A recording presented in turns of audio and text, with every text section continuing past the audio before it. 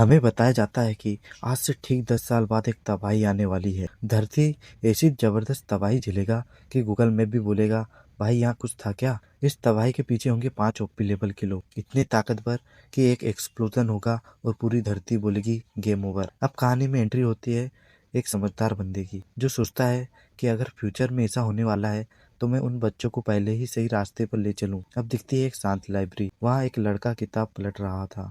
यही हमारा एमसी होता है। पिछले जन्म में मैं आम सा कॉर्पोरेट वर्कर था, जो हफ्ते में 78 घंटे काम किया करता था। फिर अचानक बम, रिनकार्नेशन। इस तरीके से मैं फैंटेसी वर्ल्ड में आया, वो भी नोबल के शरीर में। लेकिन थोड़ी देर बाद उसे इस किताब में क्या लिखा है वो समझ ही नहीं आ रहा था। अरे यार, इसमें तो मुझे कुछ समझ ही नहीं आ रहा है। तभी पास वाला बंदा बोलता है, यंग मास्टर आपने किताब उल्टी पकड़ी है। पर असली दिक्कत तो ये थी, किताब उल्टी हो या सीधी, एमसी को पढ़ना ही नहीं आता था। तभी मेड बोलती है, मास्टर खाना तैयार है। और एमसी खाने को देखकर बोलता है, भाई ये तो जन्नत है। फिर खाना खाने लग जाता है। फिर थोड़ी बाद मेड बोलती है, क्या आपका खाना खत्म हो गया है? तो चलिए हम आपको नहाने में मदद करेंगे। फिर दो मेड एक एमसी, समझ रहे हो ना भाई? एमसी के अंदर थोड़ा अजीब है, पर मैं कंप्लेन भी नहीं कर सकता। सोचता है, मुझे बस खाना और सोना ही तो है, मैं तो एक राजा का बेटा हूँ। तभी मेट बोलती है कि बाकी के यंग मास्टर कल लौटेंगे। एमसी बाकी के यंग मास्टर सुनकर चौंक गया। मेट बोलती है, हाँ, लियो और टोनियो। और जैसे ही ये दो नाम सुनता है, एमसी का दिमाग फ्लैशबैक में चला गया। साइकेडेलिया, ये वही गेम है जो मैं खेला करता था। इसमें 5 प्राइम सेंस, क्रोध, आलस, लालच, घमंड, आसक्ति, जहाँ जाते वहाँ पूरा राज्य डिलीट कर देते। और पेलेटियो परिवार सबसे पहले मरने वाला घराना था। हमारा एमसी सोचता है, मैं एलन पेलेटियो तीसरा बेटा हूँ। एलन बोलता है, हे भगवान, इतनी बड़ी दुनिया में मैं ही क्यों अनलकी स्पॉन हुआ? रात भर रोता और फिर सोचता, रुको, बाकी कहानी में तो एमसी को बहुत सारी पावर मिलती है, आखिर मुझे ही क्यों नहीं मिला? ठीक है, पर मुझे फ्यूचर तो पता है, तो क्यों न तबाही से पहले तबाही को ही सुधार दिया जाए। और यहीं से असली कहानी शुरू होती है। 2 महीने बाद का सीन। पूर्वी क्षेत्र में एक लैब था। वहां पर अनाथ बच्चों पर एक्सपेरिमेंट करते थे और मैंने उन्हें बचाया। उनमें से एक यूसिया नाम की लड़की है। एलोन कहता है, इस लड़की का अच्छे से ध्यान रखो और किसी चीज की कमी ना हो। और ये एलोन का पर्सनल नाइट है। इसका नाम इवान है। मैंने सही व्यक्ति को काम पर रखा है। तुम काफी कैपेबल हो। इवान थोड़ा हैरान होता है। उसे एलोन के भाविन चेहरे को देखकर वो सोचता है, पहले यंग मास्टर अच्छे हंसते थे और खुश रहते थे, पर ये थोड़े अजीब हो गए हैं। एलोन जबरदस्ती हंसने की कोशिश करता है। उसे लगता है इस शरीर में सोल तो आ गई है, पर उसका ओरिजिनल बॉडी नहीं आया। इवान फिर भी खुश था। आपने मुझे चुना। ये मिशन यूसिया को बचाने के लिए था। और वो सोचता है कि वो बच्ची कोई नॉर्मल बच्ची नहीं है। सीन पास्ट का दिखाते हैं, जब इवान ने पहली बार उस बंधी हुई लड़की को देखा तो उसके शरीर से एक ब्लडी किलिंग इंटेंट निकल रहा था। वो एलोन से कहता है कि आपने उसे महल में क्यों नहीं रहने दिया? ऑर्फिन से अच्छा यहाँ पर रह पाती ना वो। एलोन कहता है, इसके पीछे एक रीजन है और वो इवान को अभी नहीं बता सकता, पर उसे इन सभी से दूर रखने का एक प्लान का हिस्सा है। वो बच्ची कोई नॉर्मल बच्ची नहीं है, दूसरी दुनिया से है। एक मिस्टीरियस ब्लड लाइन से उसका जन्म हुआ, यूसिया ब्लडिया। एक ऐसी ब्लड लाइन है जो लाखों लोगों को खत्म करने की पावर रखती है। और एलोन सोचता है, चलो, एक को तो मैंने ढूंढ लिया, पर इसके बारे में किसी को नहीं बता सकता। और सीरियस टोन में इवान से बोलता है कि अभी टाइम नहीं आया है। इससे इवान को झटका लगता है कि सही टाइम, ये थोड़ा अजीब है। एलोन कहता है कि उस लड़की के बारे में किसी को पता न चले और ऑर्फेन में कोई भी उसे कमी न आना चाहिए। और हाँ, इस लेटर को यूसिया को दे दो। इवान बोलता है, ओके माय लॉर्ड। और मन में बोलता है, एक लेटर? क्या इसमें इम्पोर्टेंट बात लिखा है? एलोन ने बोला, ऐसा कुछ खास नहीं है, मैं उसका हालचाल पूछना चाहता हूँ। उसे पिछले दिनों में बहुत सारे एक्सपेरिमेंट किए गए हैं उसके ऊपर, इसलिए उसे अपनेपन का महसूस कराना है। और फिर इवान घोड़े पर बैठकर चला गया। ऊपर से एलोन देख रहा था और सोचता है, क्या उसे दिलासा देना सही कदम होगा? फिर भी मुझे कोशिश करना ही होगा। असल में मैंने तो उसमें एक इम्पोर्टेंट बात लिखा है। यह एक ऐसी बात है जो मैं अपने पिछले दिनों में गेम में बहुत बार देखा था, इसलिए मुझे याद है। यह एक स्पेशल स्पेल है जो यूसिया जैसे ब्लड लाइन वाले लोगों को कंट्रोल में रखता है। और ये एक ऐसी बात है जो सिन ऑफ ब्रेथ और के तबाही के दौरान आया था। अगर इस गेम में इसे कंट्रोल नहीं कर पाए तो दुनिया का अंत शुरू हो जाएगा। इसलिए ऐसा होने में अभी 10 साल बाकी है। इसलिए शायद अभी देर नहीं हुई है। और वो कराते हुए कहता है, 5 में से 1 काम तो हो गया, तो अगले काम का समय भी आ गया है। पर ये काफ़ी अलग है कि साधारण से 2 शब्दों से दोस्ती मैं कर सकता हूँ। शायद इसलिए क्योंकि वह दूसरे वर्ल्ड के बींग्स की वर्शिप करते हैं। फिर वो अचानक गुस्से से कहती है, आपको किसी एलोन नाम के व्यक्ति ने भेजा है ना? उन्होंने मुझे अपने पास क्यों नहीं बुलाया? और उसके शरीर से लाल कलर का ऑरा निकल रहा था।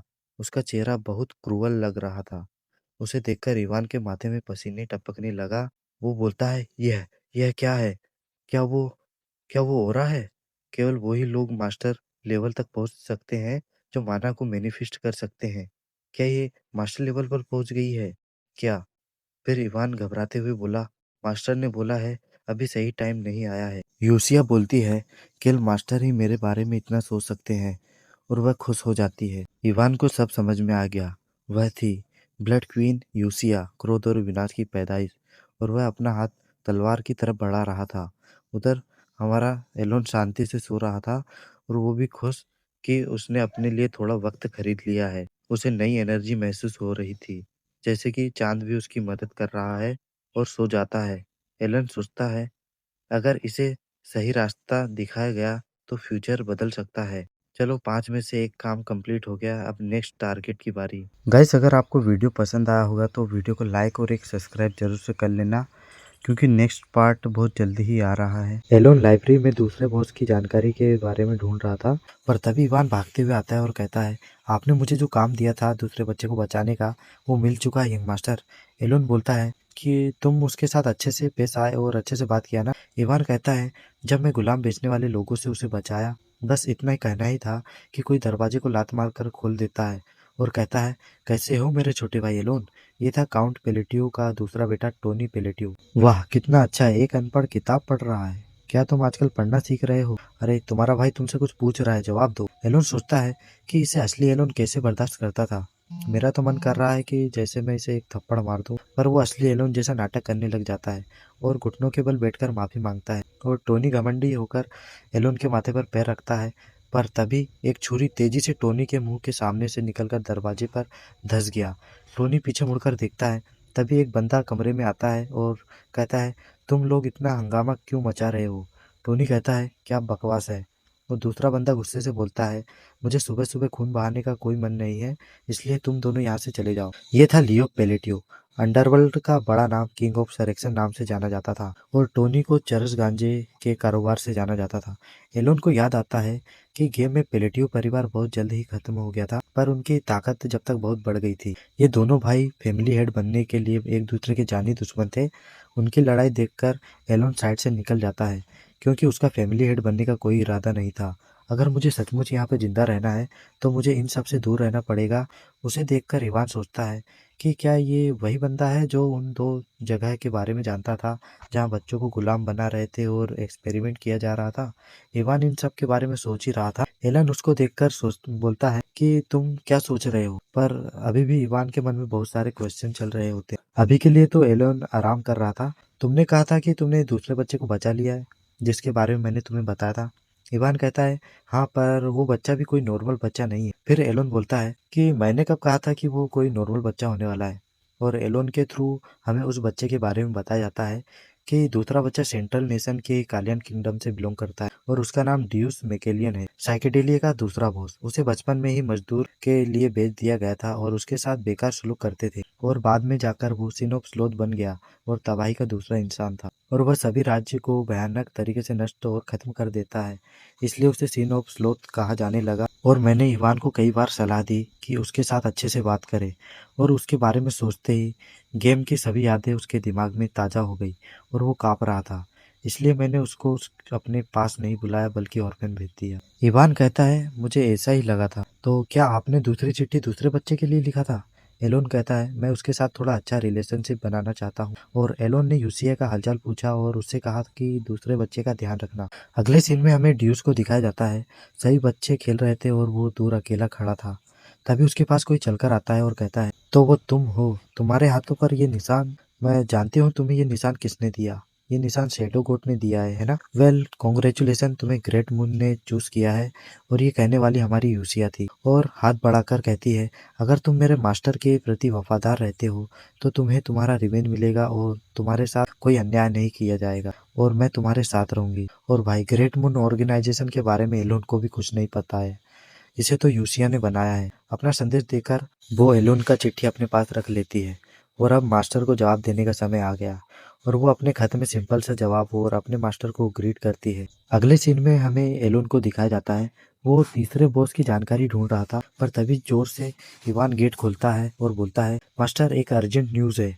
मास्टर वो कमीना, मेरा मतलब लॉर्ड टोनी, वो कमीना मर गया। पता चला कि वो टोनी हवेली के फर्श पे मरा मिला। एलोन मन में सोचता है, क्या इतनी जल्दी वो मर गया। हवेली में उसकी मौत में बहुत कम लोग सच्चे मन से शोक मना रहे थे और उसके पिता काउंट दो औरतों को संभाल रहे थे। दोनों औरतें उपी हुई लग रही थी। एलन सब देखकर सोचता है, मुझे पता है कि यह एक डार्क फैंटेसी वर्ल्ड है, लेकिन फिर भी ये काफी परेशान करने वाला है। खैर मुझे उम्मीद नहीं थी कि टोनी इतनी जल्दी ही मर जाएगा। ये गेम में जो हुआ उन सब से अलग है। लियो ने कई साल तक टोनी को मारने की कोशिश की, लेकिन आखिर में उसने उसे मार ही दिया। लियो एक पल के लिए पागल के जैसे रोया। उसे टोनी को मारने के लिए बहुत कुछ सहना पड़ा और अब उसे देखो कैसे हंस रहा है। हे भगवान, वो खुद को संभाल भी पा रहा है कि नहीं। ये काम शायद उसी ने या उसके किसी साथी ने किया होगा। खैर जो भी हो, मुझे सिर्फ 5 बॉस के बारे में ही चिंता करना चाहिए। फिर 1 साल बाद पेलेटियो परिवार में शांति छा गई। लियो पेलेटियो परिवार का उत्तराधिकारी बन गया और ड्रग्स का कारोबार भी संभालने लगा। इस दौरान मेरी यूसिया से चिट्ठी के माध्यम से बातचीत अच्छी हो गई। मुझे यकीन है इस तरह से मैं उसके साथ अच्छे संबंध बनाने से भविष्य में बहुत काम आएगा। एलोन यूसिया की चिट्ठी पढ़ रहा था। बाकी के बच्चे बहुत माहिर हैं और ड्यूस कठपुतली का शो अक्सर दिखाता है। सही बच्चे अच्छे से बड़े और खुश हैं और एलोन को ये सब अच्छा लगता है कि उसके ऑर्फेन में सभी बच्चे ठीक और मजे में हैं। इवान बोलता है, ये काफी सामान्य है लेकिन बहुत अच्छी खबर है। वैसे आप जिस चीज की तलाश कर रहे हैं उसके बारे में हमारे इंटेलिजेंट गिल्ड ने एक सुराग ढूंढा है। एलोन बोलता है, यह तो बड़ी अच्छी बात है। एलोन कुछ खाते हुए मन में उसके लड्डू फूट रहे थे और सोचता है कि एक सुराग, ये तीसरे बॉस के बारे में कोई एंशिएंट बुक होना चाहिए। आखिरकार मैं आ रहा हूँ तीसरे बॉस। चलो सभी मेरे प्लान के हिसाब से चल रहा है और वो सुकून भरी शाम बिताने ही वाला था कि हमें एक मार्गोथ नाम की जगह है जो एक ड्रग डिस्ट्रीब्यूशन जोन है। वहाँ 2 लोग काले कपड़े में थे और आपस में बात करते हुए चल रहे थे। वे किसी लियो पेलेटियो नाम के बड़े लीडर की तारीफ कर रहे थे जिसने उनके गैंग को बहुत बढ़ा दिया था। वो यही बात ही कर रहे थे कि अचानक माहौल बदल जाता है। आसपास के लोग जमीन पर गिरे हुए दिखते हैं, चारों तरफ खून के छींटे, जिसे साफ पता चलता है कि किसी ने हमला किया है। एक व्यक्ति मदद के लिए चिल्लाता है, मुझे बचाओ, मेरी मदद करो, लेकिन उसके हाथ अपने आप चलने लगता है जैसे किसी माइंड कंट्रोल ने उसे जकड़ लिया हो और सारे बंदे वहां पर खत्म हो जाते हैं। एक चमकती तलवार ऊर्जा दिखाई देती है और हमला होता है। पूरी जगह खून से लाल हो गई। आखिर में एक व्यक्ति अंधेरे में खड़ा दिखता है। वो लगता है ये हमला इसी ने किया और ये होते हैं हमारे ड्यूस और यूसिया। यूसिया बोलती है, लेकिन क्या इन हरकतों का कोई मतलब भी है। ड्यूस बोलता है, क्यों दया आएगी, क्या तुम्हें दया आ रही है। यूसिया बोलती है, नहीं, वे गंदगी है जो लोगों को पीसकर नशे की चीजें बनाते हैं। मैं बस यह सोच रही हूँ कि जब अपने मास्टर आएंगे तो उन्हें ऐसी गंदगी नहीं मिलना चाहिए। यूसिया अपने हाथों को लहराती है और तेज हवाएं चलने लगती हैं। फिर दोनों आसमान में पहुंच जाते हैं। उस रात आसमान में कुछ ऐसा हुआ जिसने पूरी दुनिया को हिला दिया। बैंगनी रोशनी के बीच एक गुप्त संगठन ने शपथ ली, सब कुछ उसी की इच्छा से होगा। फिर आसमान फटा और सीधा जमीन पर गिरा। एक पल में ही पूरा शहर मिट गया। जमीन पर बना ग्रेट मून का निशान सिर्फ तबाही का ही नहीं था, वो था एक संदेश अपने मास्टर की वापसी के लिए। गाइस, अगर आपको वीडियो पसंद आया होगा तो वीडियो को लाइक और एक सब्सक्राइब जरूर से कर लेना, क्योंकि नेक्स्ट पार्ट बहुत जल्दी ही आ रहा है।